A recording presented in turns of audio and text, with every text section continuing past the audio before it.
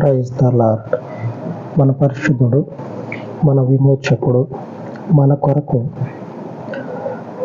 నరమానవుడిగా జన్మించినటువంటి యేసుక్రీస్తు వారి అతి శ్రేష్టమైన నామంలో ఈ ఉదయకాలపు ఉపవాస వాక్యంలో ప్రతి ఒక్కరికి ప్రభు పేరిట ప్రైజ్ ద లార్డ్ వందనాలు.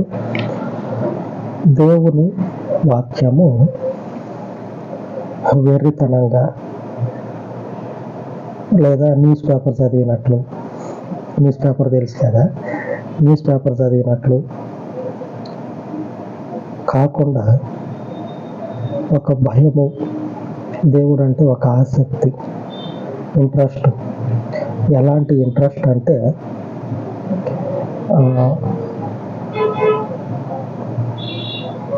ఊపిరి ఆగిపోయేంత, ఊపిరి ఆగిపోతా ఉందనుకో, ఏం చేస్తారు? తన్నుకులాడతారు ఊపిరి ఆగిపోయేటప్పుడు. అంతగా దేవుడు అంటే ఇంట్రెస్ట్ ఉండి, ఆయన వాక్యాన్ని ఆసక్తి ఉండి, ఆయన కట్టడలని హృదయంలో ఉంచుకోవాలి. అప్పుడు వర్ధిల్లుతూ ఎటు చూసినా సరే, ఇప్పుడు బుల్లెట్ ప్రూఫ్ వెహికల్స్ ఉన్నా లేదా ఇంటి చుట్టూ మనుషులున్న సెక్యూరిటీగా ఆ మనుషుల జీవితము దేవుడు కొట్టేస్తే ఇక ఎవరు కాపాడలేరు. ఇప్పుడు ప్రస్తుతం ఉన్నటువంటి పరిస్థితి ఇప్పుడు, అంతకుముందు కూడా ఉందనుకోండి. రోజులు గడిచే కొద్దికి ఈ భూమి మీద మనుషునికి శ్రమలు ఎక్కువైతా ఉన్నాయి.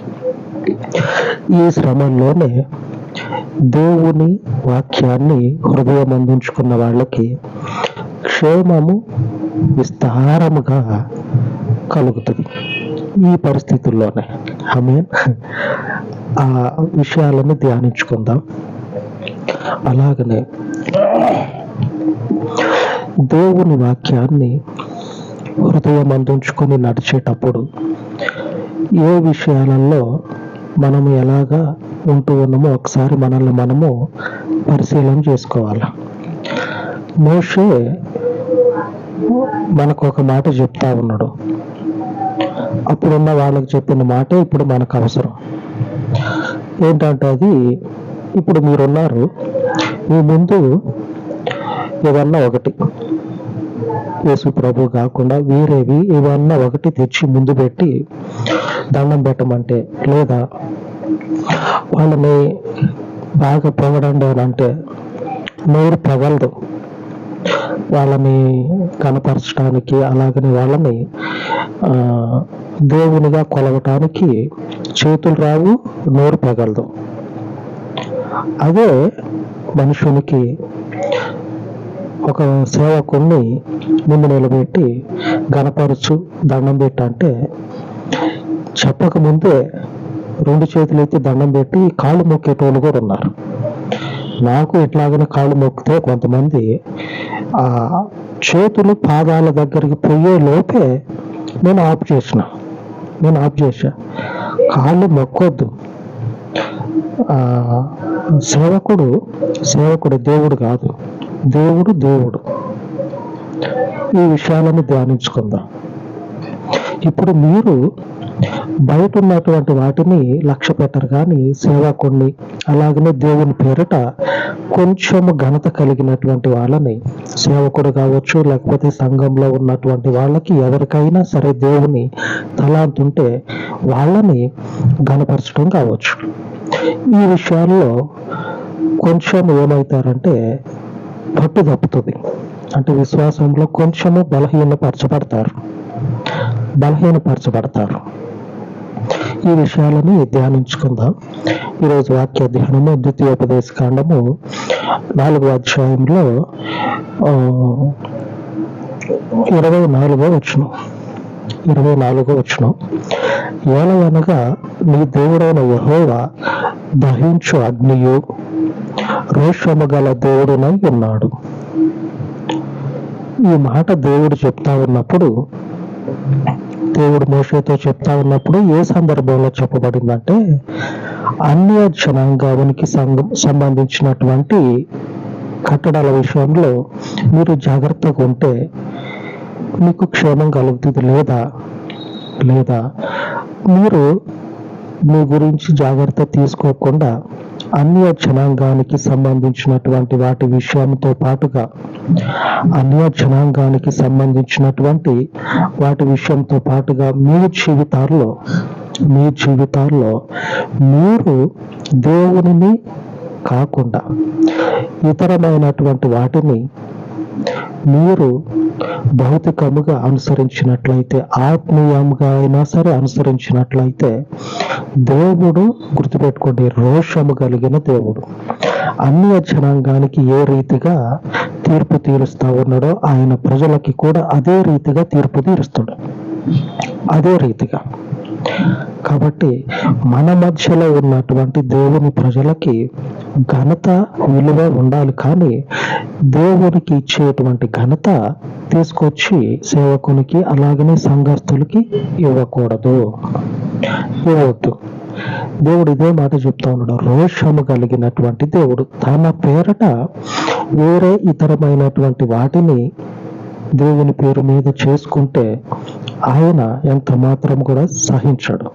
శత్రువులని సంహరించడానికి, శత్రువులని దేవుని శాపాల చేత మొత్తటానికి ఎంత బలాన్ని దేవుడు చూపిస్తాడో ఆయనని అనుసరించేటువంటి వాళ్ళ విషయంలో కూడా ఆయన కట్టడని, ఆయన నీతిని తప్పితే అదే ఉగ్రతని దేవుని ప్రజల మీద కుమ్మరింప చేస్తాడు. ఒక్కసారి ఆలోచన చేయండి. ఒక్కసారి పౌలు అలాగనే బర్నబా ఇద్దరు సేవ చేయటానికి పోయిన తర్వాత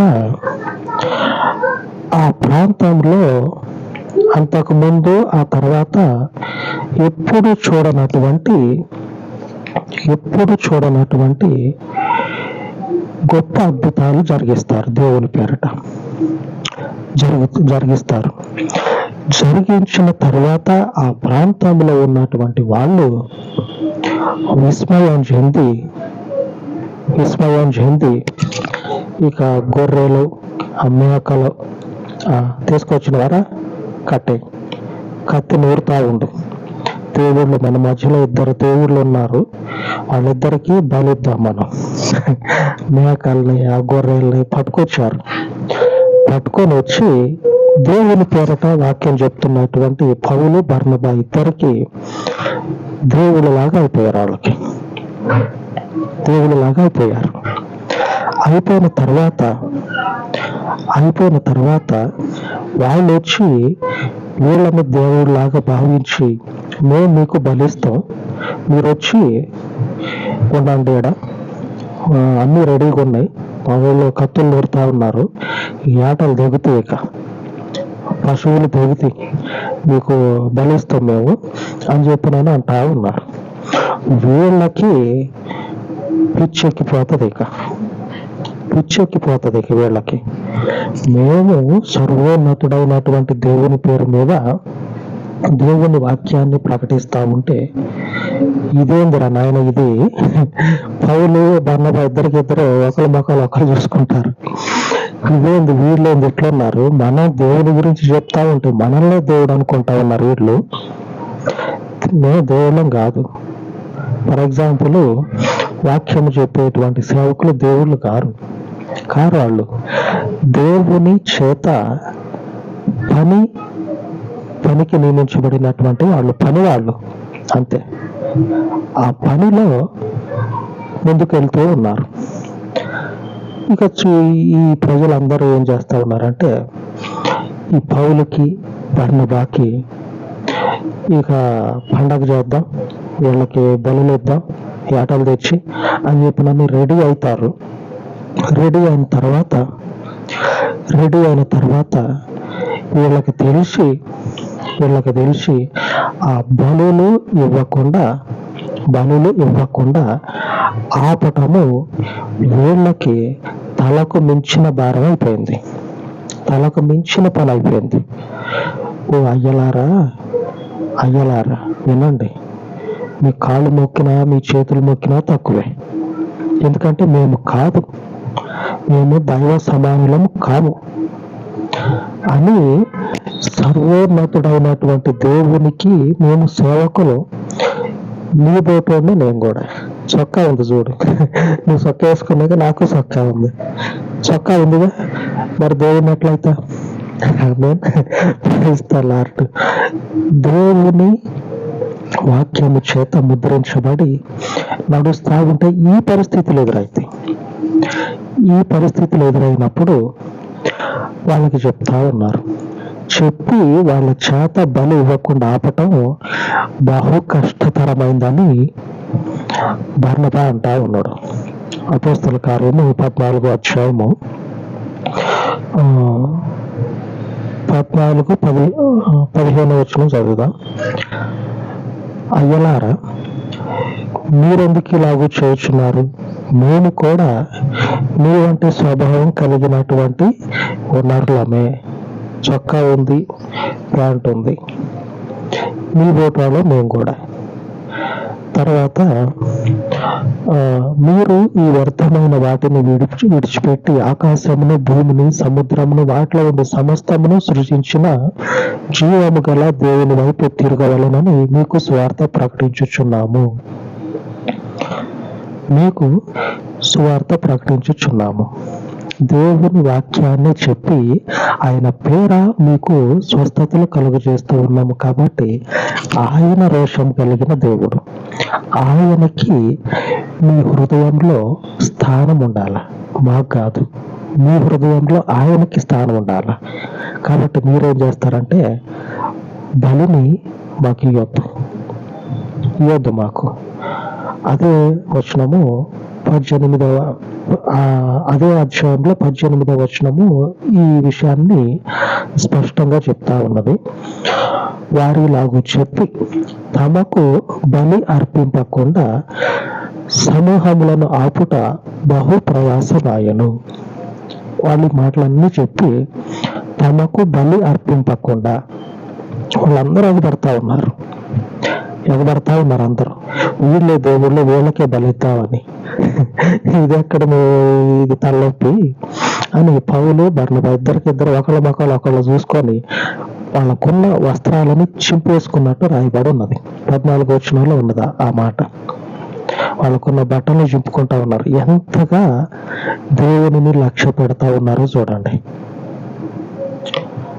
పక్క తిరిగి ముసిముసి నవ్వులు నవ్వుకోవటం కాదు. ఎదురుగా ఒకళ్ళు వచ్చి ఏమన్నా నువ్వు అద్భుతం చేసినవా, ఏమన్నా చెప్పినవా అన్న, నువ్వే ఇకపో, నీ అంత టోన్ ఎక్కడా చూడలే నేను, ఇన్ని రోజులు సేవా జీవితంలో ఎక్కడా చూడలే నేను అని చెప్తే నవ్వుకొని తల పక్క తిప్పుకొని నవ్వుకొని అట్లా ఉండేవాళ్ళు కాదు. ఎందుకంటే వాళ్ళ హృదయం నిండా రోషము కలిగినటువంటి దేవుణ్ణి పెట్టుకున్నారు. ఈ విషయాలు ఎప్పుడైతే వాళ్ళకి ఎదురుపడి బట్టలన్నీ చింపుకుంటా ఉన్నారు. వీళ్ళు ఎక్కడ మనుషులరా నాయన, దేవుడు ఆయన అయితే ఆయన కనపరచాల, మమ్మల్ని ఎందుకు కనపరుస్తా ఉన్నారు అంటే వాళ్ళ హృదయాలలో దేవునికి మాత్రమే కనత రావాల, దేవునికి మాత్రమే మహిమ కలగాల. దేవుడు ఏమంటా ఉన్నాడు, నన్ను తప్పించి మీ ఇలాకల, అర్థమైందా, మీ ఇంటి బయట, మీ ఇంట్లో, మీ చుట్టుపక్కల అంటే మీ బంధువుల మధ్యలో ఎక్కడ కూడా ఇతరమైనటువంటి వాటిని కాకుండా మీ మధ్యలో కూడా నాకు విరుద్ధమైనటువంటి వాటిని నిలుపుకోవద్దు, అనుసరించవద్దు, హృదయంలో పెట్టుకోవద్దు, ఆలోచనలు అసలే పెట్టుకోవద్దు. నేను మాత్రమే దేవుణ్ణి, నేను అని దేవుడు చెప్తా ఉన్నాడు. ఆ దేవునిని మనం అనుసరించేటప్పుడు ఈ విషయాలలో మరొకసారి మన హృదయాలు, మన ఆలోచనలు ఎలాగున్నాయో జ్ఞాపకం పెట్టుకోవాలి, గుర్తు చేసుకోవాలి. ఎలాగున్నాయి మన జీవితాలు. దేవుడు రోషము కలిగినటువంటి దేవుణ్ణి. ద్వితీయోపదేశ కాండంలో చెప్పబడినట్లు 4వ అధ్యాయము 24వ వచనంలో నీ దేవుడైనటువంటి యెహోవా దహించేటువంటి అగ్ని, రోషము కలిగిన దేవుడు. ఆయనకి చెందవలసినటువంటి మనుషుని యొక్క అర్పణలు అంటే కానుకలు కాదు, హృదయంలో వచ్చేటువంటి స్తోత్ర బలులు, నోటితో ఆయనకు చెల్లించాల్సినటువంటి ఆరాధన, నోటితో ఆయనను గణపరచవలసినటువంటి స్తుతులు ఆయనకు మాత్రమే చెందాలి. హృదయంలో ఆయనకు మాత్రమే చోటు ఉండాలి, సేవకుని కాదు. ఆమేన్. దేవుని వాక్యాన్ని వినే మీ అందరికీ కూడా ఈ రోజున దేవుని పేరట మరొక్క మారు చెప్తా ఉన్నా, రోషము కలిగినటువంటి దేవునిని మాత్రమే హృదయం అందించుకొని వాళ్ళకి ఇచ్చేటువంటి ఘనత వాళ్ళకి ఇవ్వండి. సేవకునికి, అలాగనే దేవుని చేత నడిపించబడేటువంటి వారికి ఇచ్చే ఘనత వారికి ఇవ్వండి. అంతకు మించి దేవునికి చెందవలసినటువంటి ఘనత ఏ సేవకునికి, ఏ దేవుని మనుషునికి చెందొద్దు. రోషము కలిగిన దేవునికి మాత్రమే ఆయన యొక్క మనుషుల యొక్క కీర్తనలు, స్తుతి పాటలు, హృదయంలో ఉన్నటువంటి విశ్వాసము దేవునికి మాత్రమే చెందాలి, మరి వారికి వద్దు. ఆమేన్. అలాగే దేవునికి ప్రార్థించుకుందాం. పరిశుద్ధుడు అయిన తండ్రి, ఈ ఉదయకాలం మందు నీ పాదముల చింతనైనా ఉపవసించి ఉదయకాలపు అయ్యా ప్రార్థన యందు ఇదిగో తండ్రి, ఈ యొక్క ఉపవాసపు ఇదిగో తండ్రి వాక్య ధ్యానం నందు మీ కృప చూపించి ఈ సజీవమై ఉన్నటువంటి మార్గమునందు మా ఇతరమై ఉన్నటువంటి జనముల మధ్యలో ఉన్న వాటిని మేము నిలుపుకోవటము అసంభవము. అలాగనే మా జీవితాల్లో మా యొక్క సంఘాలలో ఉన్నటువంటివి నీకు విరుద్ధమై ఉన్నవి ఏమైతే ఉన్నాయో వాటిని తండ్రి తొలగించుకొని నిన్ను మాత్రమే దహించువాడవు, రోషము కలిగిన దేవుడవు, పరలోకపు మహారాజువు, నిన్ను మాత్రమే మా హృదయాలలో ఉంచుకొని నీ పరిపూర్ణతను అనుసరించుటకు నిరంతరము కూడా పౌలు వలె నీ వాక్యమును, నీ యందు తండ్రి భయమును, భక్తిని హృదయంలో నిలుపుకునేటువంటి గొప్ప కృపను ఈ ప్రార్థనలను అనుసరించుచు ఉన్న ప్రతి ఒక్కరి మీద కుమ్మరింపచేయమని ఈ విజ్ఞాపనలను, ఈ ఉపవాస మనవులను మీకు అప్పచెప్పి మరొక మారు తండ్రి నీ ప్రియమై ఉన్నటువంటి వారిని దర్శించి ఆశీర్వదించండి. ప్రతి ఒక్క అవసరతను మీ కృపలో తీర్చండి. మీకు మహిమను చెల్లించి యేసుక్రీస్తు శక్తి కలిగిన నామమున ప్రార్థన చేయించు వేడుకొనిచు ఉన్నాను తండ్రి. ఆమేన్. ఆమేన్. దేవుని శాశ్వతమైన కృప ఆయన ప్రజలమైన మనకు శాశ్వత కాలము తోడై ఉండును గాక. ఆమేన్. ఆమేన్.